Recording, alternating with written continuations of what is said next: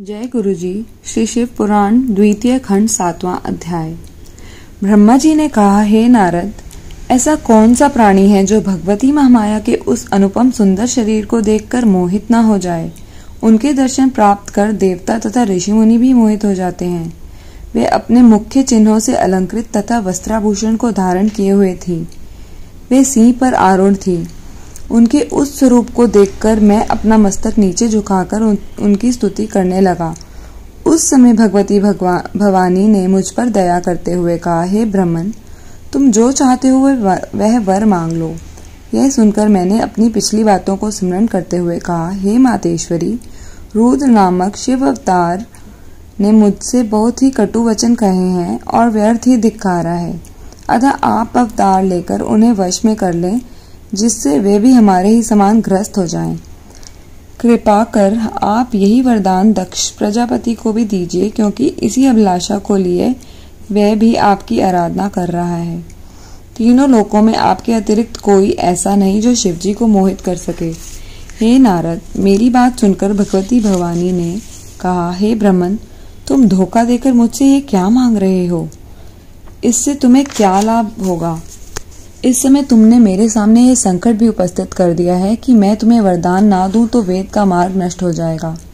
इतना कहकर भगवती ने योग धारण द्वारा उन परब्रह्म परमेश्वर का ध्यान किया, जो अपने भक्तों को प्रसन्नता प्रदान करते हैं और सबके अंतःकरण का हाल जानते हैं।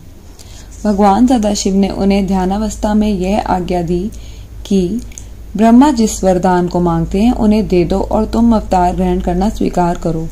हम तुम्हें अत्यंत स्नेहपूर्वक अंगीकार करेंगे तथा ब्रह्मा को इस प्रकार मोहित करेंगे कि उनका संपूर्ण गर्व नष्ट हो जाएगा। पर ब्रह्म की ऐसी आज्ञा पाकर भगवती जगदम्बा ने मुझसे कहा, हे ब्राह्मण, हर रूपी भगवान सदाशिव योगी राज हैं। उन्हें मोहित नहीं किया जा सकता, परंतु तुम्हारी प्रार्थना के अनुसार युक्ति पूर्वक तुम्हारा मनोरथ सिद्ध कर दिया जाएगा। जब तक हर स्त्री को स्वीकार नहीं करेंगे, तब तक ना तो उन्हें परलोक का फल मिलेगा और ना संसार में आनंद ही प्राप्त होगा। अतः मैं उनके निमित्त दक्ष प्रजापति की पुत्री के रूप में स्वयं ही अवतार ग्रहण करूंगी। उस समय शिवजी मुझ पर मोहित होकर मेरे साथ विवाह कर लेंगे। इतना कहकर महामाया अंतर्धान हो गई और मुझे अत्यंत प्रसन्नता प्राप्त हुई। जय गुरुजी। जय गुरुजी। श्री शिव पुराण खंड द्वितीय 8वां अध्याय।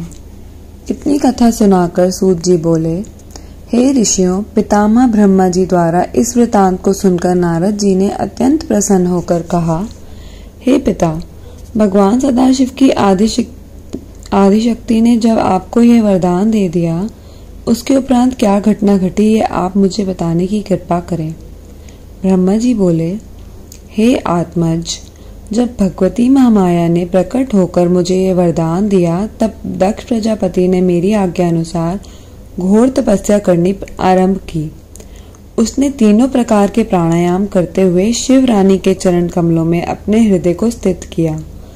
दक्ष के उग्र तप को देखकर श्री जगदम्बा अपने उसी शुद्ध, मनोहर एवं पवित्र स्वरूप में प्रकट होकर दर्शन दिया, जिसका वर्णन मैं पहले कर चुका हूँ।